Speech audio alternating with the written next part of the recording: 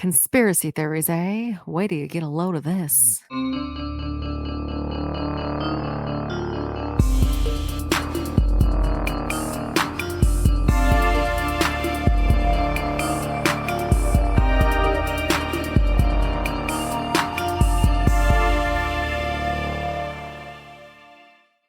Hello, and welcome to Cracked Sisters Conspiracies. We're a podcast that covers conspiracy theories, mysteries, and all over spooky shit. My name's Jackie. And I'm Cassandra. And we are said sisters. Okay. So, speaking of okay, my goal today is not to say okay. Okay. In reviewing and listening to our previous episodes, I have come to the stark realization that I use okay and apparently as a crutch. And I really need to work on not having as much verbal filler. I mean, I say a lot too. I just edit it out. But the okays that I drop is... That's a you thing. I've never... It's 100% I have me. no memory of you saying okay a lot. I don't know why I hone in on it. I think it's because as a woman, I feel like I need to like verbally acknowledge when people are telling me things like, yes, I hear you. Okay, continue. And clearly you know that I'm listening because I'm sitting right next to you. Yeah. And if it's not your story and you don't say okay, you're just silent. And it's like I'm talking to myself. But I need to find a different way to interject. So hear ye. Babaloo. I don't know. So I'll find some other filler space, but just know that I hear you, I see you, I'm listening. Okay. Can I say okay? You can say okay, just not in the copious amounts that I do. All right. Well, hello, welcome. Hello. It's Friday. Fucking Friday. It's my Sunday. That is your Sunday. I feel bad for you. But I ran screaming from my office. I am in my second drink and I made it twice the size.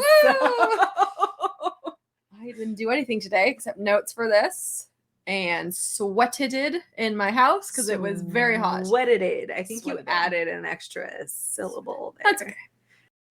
It's hot. I don't know is. Where this came from. It's going to be hot for the next 10 days at least. So I think we're finally hitting summer. Are we almost at pool season? Yeah. I think last year it started May where we could tolerate going in the water. We're almost there. Yeah. But then last year, the summer went until like September or October. It fucked everything up. It was for the rest of the extensively seasons. long. Yeah. No, today was the first time I got in my truck leaving the office and I didn't have my windshield, the windshield cover on. Burned my ass cheeks on the seat. Oh, I hate that. So that's when I knew we were moving into a new season. Yeah. So I made the dogs. I'm sure you've seen it on TikTok. It's like you take a bowl and you smear some peanut butter on it and or Greek yogurt, and then you put toppings in it, and then you fill it with water and freeze it. Oh, okay. No, so I did haven't that seen it. for all the dogs, Mhm. and they loved it. They kept them busy for like 45 minutes. I should do that for this shithead over here. Yeah. Apparently, he went on a big adventure today because Evan tried to leave the house and didn't have Gracie shut the door, and off he went. They found him up the street. Oh no. But anyway, what is our topic of discussion today? I feel like it's been a long time since we've recorded. Did we miss a week? Yes. We did. Why did we? We missed a week because you went to San Diego and I went camping. That was weeks ago. We did Tupac, which... Oh, that was literally last week. Was it really? Has this week been that long that it feels like My it week was super long. Month ago? Yes, I think so, actually. God damn. Okay. But anyway, today we are covering Malaysian Airlines Flight 370. Oh. So it was super interesting. I didn't know a whole lot about it. I got probably 98% of my facts from the new Netflix documentary that was released like within a month ago. I'm fairly certain Evan had put that on in the background not that long ago. I put it on to fall asleep, but it was highly interesting the first, couple of seconds that I paid attention to it. So like I said, that's where I got most of my stuff. It was a 3-hour long series. So if you have 3 hours to waste, kill, I would suggest watching that. But that's basically where most of the research was taken from today, a little bit from the internet. So take it with a grain of salt. Take it with a grain of salt. One source. Well, it's not like it's one, it's not promoting just one theory of one what happened. side There's of the, okay. 4 theories in that series of possibilities that it could have happened, along with numerous amount of other theories from other individuals not associated to the documentary. Okay. What do you know about Malaysian Airlines 370? My very limited recollection and knowledge was it was a flight on Malaysian Airlines that Wow, what a genius. essentially, because again, I know nothing about it, but it was like a Bermuda Triangle kind of thing. Like, did it crash? Is it in the ocean? Did people disappear? So I also thought it was associated to the Bermuda Triangle. It is not. Okay. Then honestly, I don't know. I don't Okay. know. So I am here to be educated today. Okay, you're going to learn something today. And I'm fairly certain, it was on in the background and I was reading. So It was really interesting, actually. well, not that interesting if I didn't pay attention. Well, you're going to pay attention now. So, Malaysian Airlines Flight 370 was an international passenger flight operated by, obviously, Malaysian Airlines that disappeared on March 8th, 2014, while flying from Kuala Lumpur International Airport to its planned destination, Beijing Capital International Airport in China. The plane was a Boeing 777, as they call it. I don't know what that means. Is that big? Is that small? I don't know plane size. It's like a normal commercial size plane.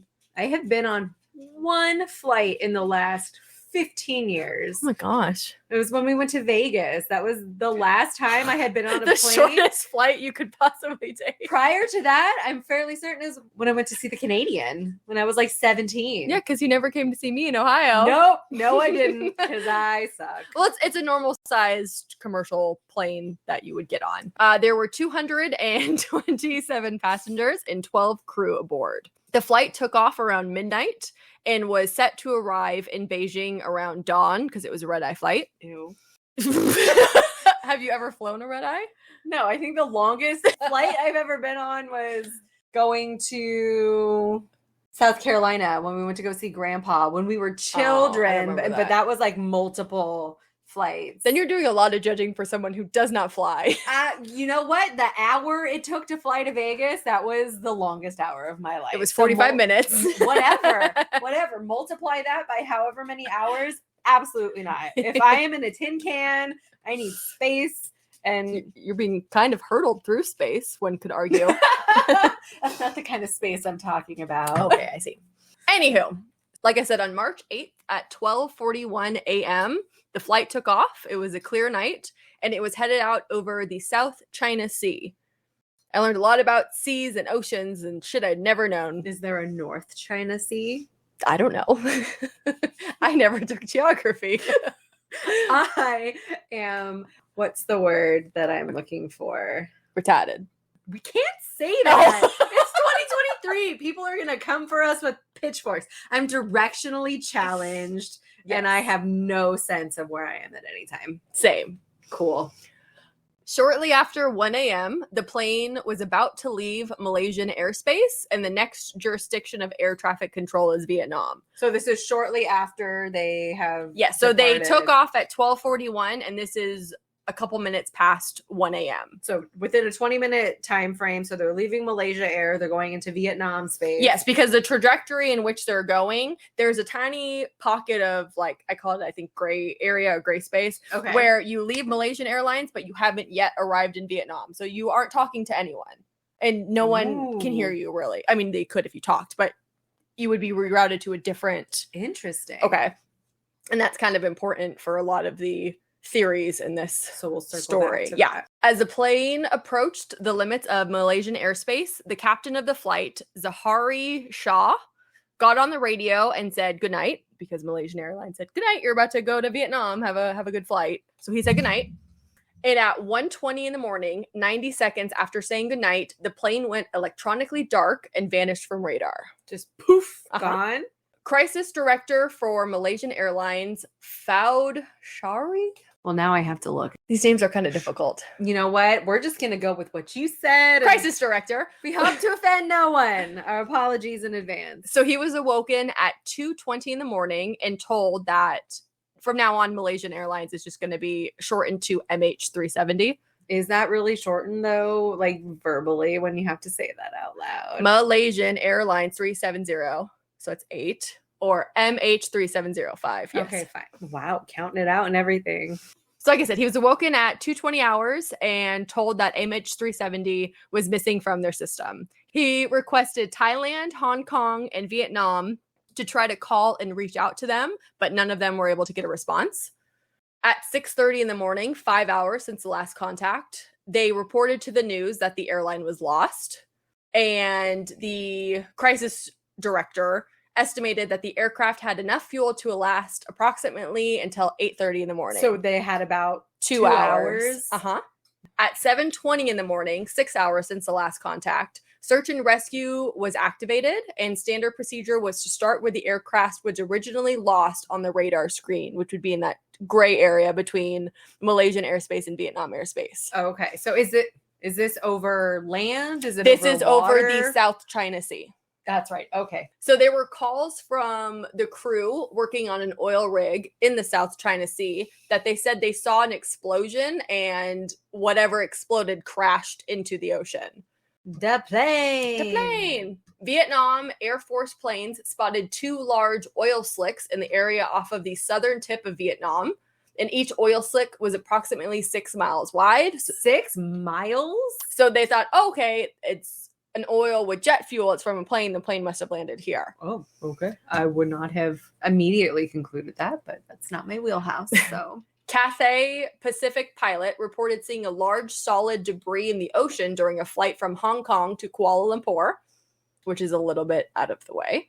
So these are all just the random people that are calling in saying, I saw something here. I saw something there. Reports coming in. Yeah, so that's what all these are. They're in info gathering mode right now. Got it. A pilot from an overnight flight from Tokyo was positioned 30 minutes ahead of MH370, and he called MH370 on the emergency frequency. The pilot reported hearing a loss of interference, static, and mumbling.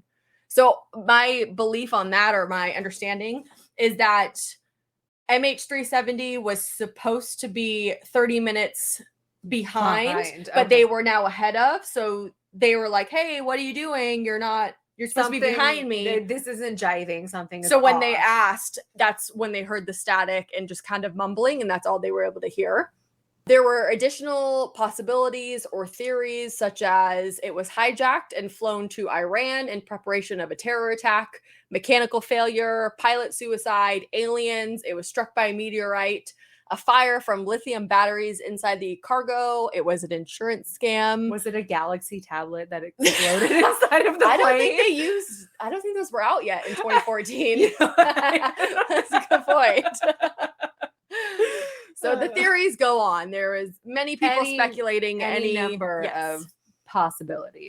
Got it. So all of the family members of the flight crew and the passengers were flown and told to meet at this local hotel in Beijing, which is where the flight was supposed to end. So they were like, hey, everyone, something happened. Because they hadn't know what. But... Yes. So I believe the news got out to some people prior to them being personally contacted.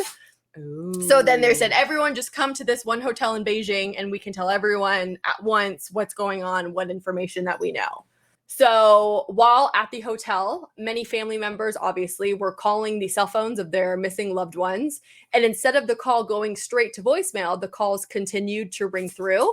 And one family member received a phone call from her father's cell phone, but it stopped ringing just before she could answer it. I guess she was like running around like, what do I do? What do I do? And they're like, fucking answer it. And then it oh no. I know. It didn't go through.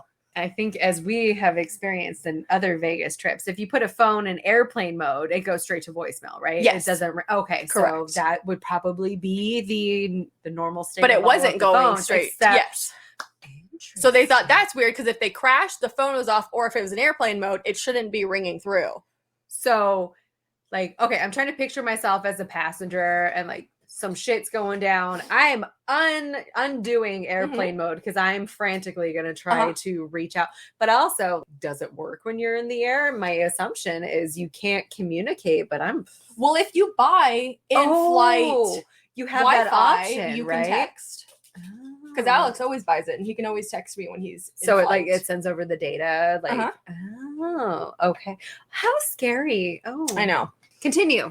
Families and loved ones were begging the Malaysian government to trace the cell phones, but they were told that they did not have the technology to do so. They can't like triangulate. So they're saying, obviously it's ringing, which means the phone is still on. Therefore, go fucking trace it and find out where the people are. You'll solve the mystery. I feel like if anyone's going to be able to do it, it's the Asians. Apparently not. They said, sorry, we don't have that technology. I don't believe that, even in 2014. So on March 9th, 24 hours since the last contact, South Vietnam was searching for MH370 in the ocean. And they found that the oil residue that was previously reported, the one that was 6 miles long, Right, yeah. it had been tested in a lab and it had come from a ship, not an aircraft. So it wasn't from the plane. Correct. It was just from a boat or a ship. What a coinky dink. And then so this left people with a couple big questions. One being how or why was the communication with MH370 lost in the first place? Right. Because I guess a modern commercial jetliner had multiple ways of communicating with the outside world. And every single one of those multiple ways went dark exactly at the same time. Everything failed. The most reasonable answer, according to a person who's smart in this, would have been a catastrophic failure, meaning the plane blew up, there was a massive fire, it crashed into the ocean, etc. Something that would, on Something impact, you're not coming back from. Exactly. And that's Okay. what causes everything to go down at once. That was not likely, though, due to the fact that no debris was found in or around the area when the plane lost all communication. So there was no supporting evidence that something like that is what Correct, happened, because at 2 least at the hours time. later, they sent out search and rescue to go to that area, and it's just completely swarmed with people, and no one is finding anything. Weird. And then another question that people had, or a possibility of what happened, was that someone on board purposefully turned off all the electronic communication signals, which would signify an inside job or a hijacking or something like that. Like they personally did it, but everyone else wasn't aware that it was going to be Sure. happening. Got it. On March 10th, 2 days since the last contact, Okay. the plane was hundreds of miles off course. That's what they found. So they're going through the data that they had that showed its trajectory, and they found that instead of continuing straight, it turned and went hundreds of miles in an opposite direction. So they were able to at least like ping a location, I Yes. guess? Okay. Somewhat, yes. I think the planes have like black boxes, I assume, kind of like cars. I don't understand how the black box magic works. Cars have it too. Yeah, so I know if there's like a fatal car accident or something, you can pull the black box and it'll tell you the speed, the direction, all that kind of stuff. I don't know how it works, especially if the car is Oh. completely mangled, but I That's assume planes have that if cars have that. I've heard of black boxes with planes, but I didn't understand the functionality and Yeah. how that all works. So they were able to find out that it went off track because of military radar, not because the plane showed, because the plane went dark, so therefore it has no way of tracking it. But apparently there was a close by military radar that was able to say, hey, we picked up something. Oh. They couldn't 100% confirm it was MH370, but they said it might be.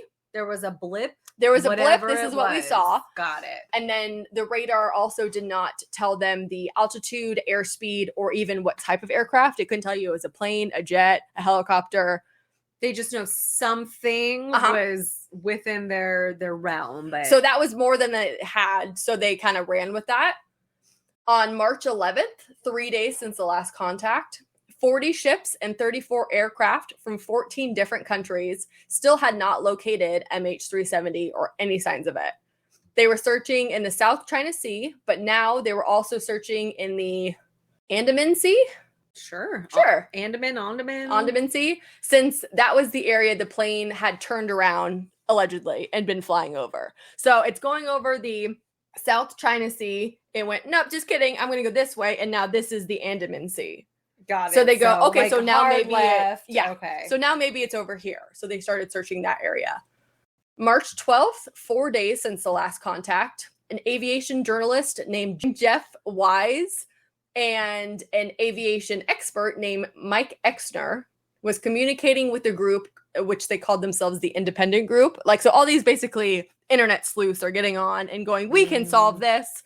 So never undermine the power of Right? the internet. Exactly. It's a community. People come together. Shit gets accomplished. I It's agree. impressive. So yeah, they created their little group called the Independent Group, which is made up of pilots, engineers, scientists, legal experts, mechanical engineers, electrical engineers. Oh my God, I just had a stroke. So people who know shit about shit, Uh-huh. but we don't know Correct. anything about. So, and all other plane experts, because they wanted to run their own investigation to try to figure out what happened. And you know what? I'm kind of jumping ahead. Were they more successful than like the Well, it depends. official? Or So each, they had their own findings. they had their own finding and their own theory. Okay. So I guess we'll explore that a little bit more. Perfect. So pilots inside of the independent group were theorizing that the pilot or the co-pilot of MH370 were somehow either involved or at fault. So potentially maliciously or something maybe accidental happened, or they are thinking more maliciously. They think something, it was intentional. Yes. Got it. So there was a separate group, because there's all these groups popping up now, called the Tom Nodders. Excuse me. I don't know why they created a platform called Tom Nod and invited everyone to go to it, where they could view high resolution satellite pictures of the area where MH370 may have gone down, be over the South China Sea. So while on this Tom Nod platform, while searching through the satellite images of the South China Sea, a woman named Cindy Hendry was able to locate a white blob. A blob. A blip. While researching the schematics of a Boeing 777, she was able to identify the white blob as a piece of the nose cone. Of the plane. Of a plane. Got it. She continued to find more white blobs, and she realized that they looked more and more like different parts of the aircraft. Like a wing here, part of the body there. Yeah, exactly. Oh, no. On March 15th, 7 days since last contact, the Malaysian Prime Minister announced that based on new satellite communication, he confirmed that MH370 turned back over peninsular Malaysia before turning northwest. Because of that, they were ending the operations in the South China Sea and moving their assets. So basically what he's saying is, we have confirmed through satellite communication that they for sure did not go over the South China Sea and disappear. They for sure turned around and went back the other way. Gotcha. Which is what the military radar had suggested. Okay. So they're saying, yep, it's for sure now. But it's not super sure, because the prime minister continued by saying the plane's last communication with the satellite was in one of two possible locations. I don't understand how they don't know.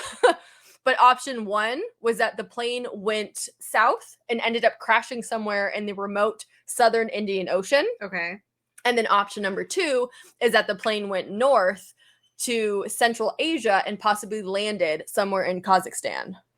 Again, as someone who is geographically, directionally challenged, it sounds like they're very far apart. Do I get a visual? Yeah, here? I can draw you out because I've seen enough of this. So this is the South China The Vietnam is over here.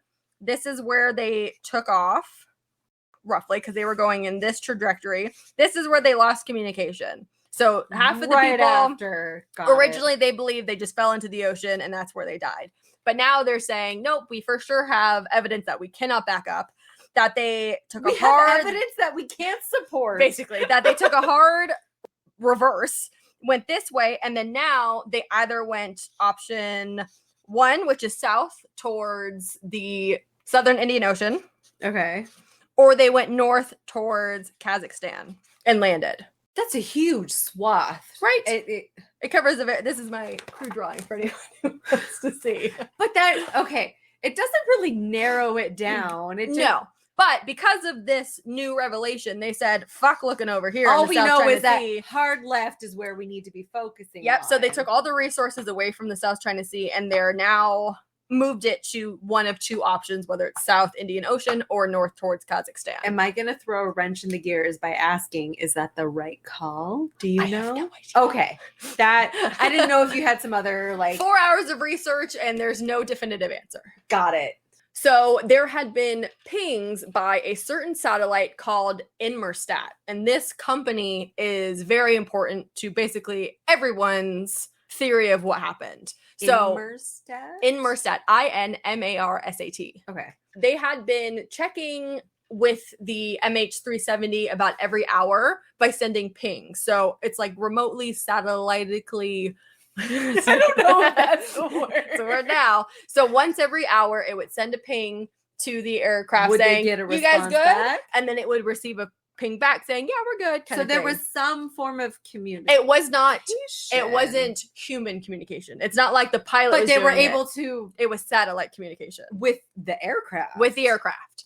So that happened for 6 hours, once every hour, until it lost contact completely. So it continued for 6 hours after they originally lost contact. Got it. Okay. And then it went dark That again. was the thing I was stuck on, because like they lost contact almost immediately, it seems They like. did, yes. But this This is a Inmerstat separate was able to send pings and get response pings for 6 hours after originally going dark. It's like I send out a signal and bouncing off metal, but Uh-huh. like that doesn't mean anyone's alive. I don't know where it is. Correct. I don't The know metal recipient is responding. God.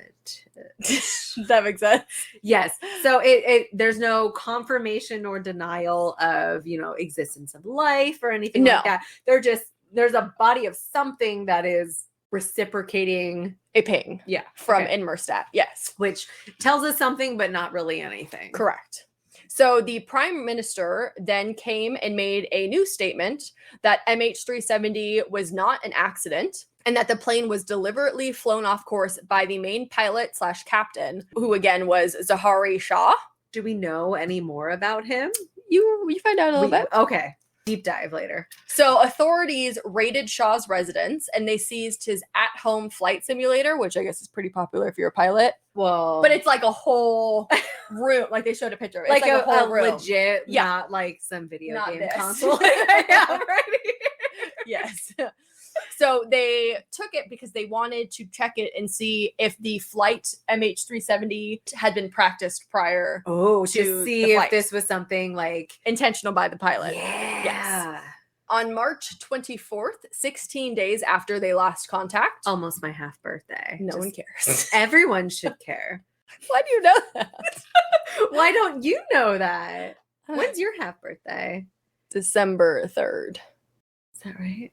6 months, right? Yeah. My birthday's June 3rd. 6 months would be December 3rd. Okay. I got you. See, I don't care about yours. I care Obviously about not. It's all about me. So like I said, March 24th, your half birthday, the prime minister gave yet another press conference. He stated that he had been briefed by representatives from the UK Air Accidents Investigation Branch, also easily known as AAIB. That's easier to digest. So prime minister had a meeting with AAIB and Inmerstat, which is the satellite company. right. Okay.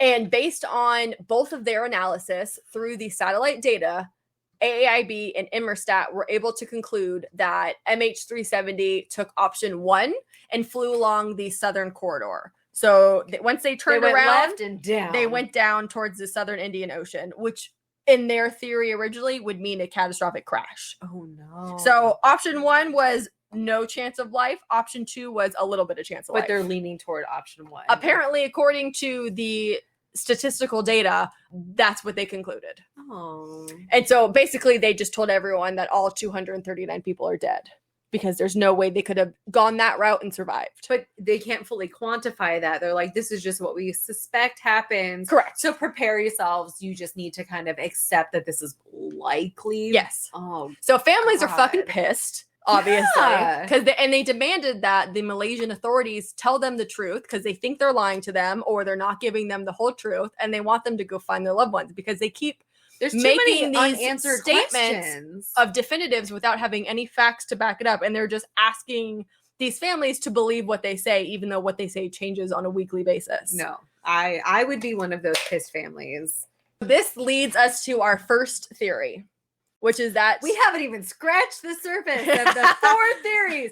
By the way, this is going to be probably a this is going to be a Part 2-part episode. I was episode. going to save that for later, but that's fine. No, because it's been how many minutes and we're only just now getting to theory number 1. I told you I have 10 pages of notes. But I had to understand everything in order to explain it. I get it. I get it. So leading into theory number 1, which is that the pilot did it. And if that's the case, fuck that guy. So let's Let's explore that. how they got to that option. So again, on March 8th at 1:19 in the morning, MH370 is flying on course over the South China Sea. Kuala Lumpur Air Traffic Controls calls them and says, hey, get ready to go to Vietnam airspace. Got it. So the captain responds with, quote, good night, Malaysia 370. As they are in this gray space waiting to reach Vietnam traffic control, they theorized that the captain then turned off himself all the electronics that would make the plane visible to the outside world and therefore vanished from radar. In anticipation of what's to happen next. The captain allegedly then purposefully turned off course back toward the Malaysian peninsula, which is this way. Mm-hmm. He then turned the plane south and flew until his fuel ran out. And right at the end, he just did a fucking nosedive into the southern Indian Ocean. Do we have a potential motive for why the pilot would do that? Yes, at some point. You don't get to know that now. Got it. Obviously, everyone is now, the media has completely run with this theory that the pilot did it. They are posting it on newspapers, on news sources, all this stuff. Everyone is convinced that he did it based on this overwhelming amount of evidence. But to be fair, everyone is looking for an answer, Yes. a why behind Uh-huh. it. So the first whiff of some explanation, people are going to latch onto whether it's actually true or not. If it were me, you know what? Okay, let's put it in context here. Our dad used to travel to Malaysia, Kuala he Lumpur. did. That was a place that he visited often. So if God forbid he was part of said catastrophe, as soon as we heard any justifiable excuse for what potentially happened, be like, well, he's the fucking guy. Mhm. Like, that has to be the reason why. I need the why behind something that happened. So I can totally see that. So some of the family members, basically like you do, they rationalize it. They say, yeah, that makes sense. Sure, why not? They go with it. I Others need go, the closure. Yeah. others go, I don't believe that, either flat out, or they go, maybe, but where is the proof? There is an overwhelming theme in this story, which is, where is the proof? There is no physical proof of anything and any of these theories. It's just little tidbits that people are making fit into a scenario that they want. You shoehorn the bits and pieces of Yes. information you have to kind of fit a narrative that makes you feel better Mhm. about what happened, whether that's the case or not. Which is why there's so many theories. I get that, and I guess we're only covering 4, but I mean, it's a good amount. and I'm sure there's more than that. Yeah. but- So that was the theory that most people went to. They were examining this guy's life. Obviously, they basically, picked apart everything. The captain, he didn't look depressed. He didn't leave a suicide note. He didn't. Oh, that's right, because it's not like he's alive or available. So to, they like, think this was crucify they think he for all was of this was a suicide/homicide. So they're like, oh, okay, where's the evidence of this? Normally, if people commit suicide, they leave some sort of note. Something has happened in their life that made them go down this path. What is the why? They can't find any of that. Okay. On March 8th, 2015, 1 year later, everyone is still unable to locate the plane, and it's not where it's supposed to be per the Immerstat data. So they said, okay, turned around and it went south. It should be in this here, area. and They've it's spent not. a year and they have not found one piece of this plane or anything to prove that that's where it should be. So families, again, are fucking pissed, and they go, okay, if we're going to jump on theory 1 that the pilot did it, shouldn't what you guys are saying back up what that theory is? So shouldn't it somewhere be in this area if that's what it Absolutely. is and that's what you're standing by publicly? So that didn't happen. Oh. So then we get right into theory number 2, which happened a year later, because once a year happens, everyone goes, okay, we need to start rethinking some stuff. Let's look into A it. year. Of course, there's been no resolve. So they go, we can do a better job. Let's start from the beginning, take a deep dive, and see what we can find to see if it matches up or if we can find a different solution. That's already exceeding the allotment that I would allow for this, because it's been a year, 365 days. If this is your top priority, I get that the oceans, the water on the globe is a lot to kind of take in. But I feel like if you have it narrowed down to a certain region, at should have least, found that is something a in 1 significant year. amount of time Mhm. to comb the area, to get some scrap of evidence to quantify what the fuck happened. Mhm. I agree. So I'm still in the camp of the families are like, I don't accept what you say. Okay. Where is everything? All right. So like I said, a year later, they started from square one, and now theory number 2 emerges, which it's the Americans. So this whole thing started by a guy, he's super French. His name is... It Like, started with the he only Americans by a speaks French. So his wife and 2 kids were on MH370. But he wasn't. Correct. So he lives in France, speaks French only. And his whole family is just fucking gone. Yes. His name is Ghislaine Waterloos. Not even gonna try it. Nope. I'm pretty confident on his last name, not on We his should first. ask mom. So we're gonna let me call her up.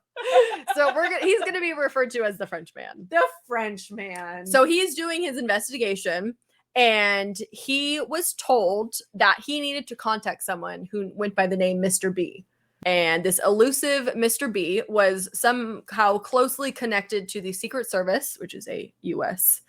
operation, and that he had information about the flight.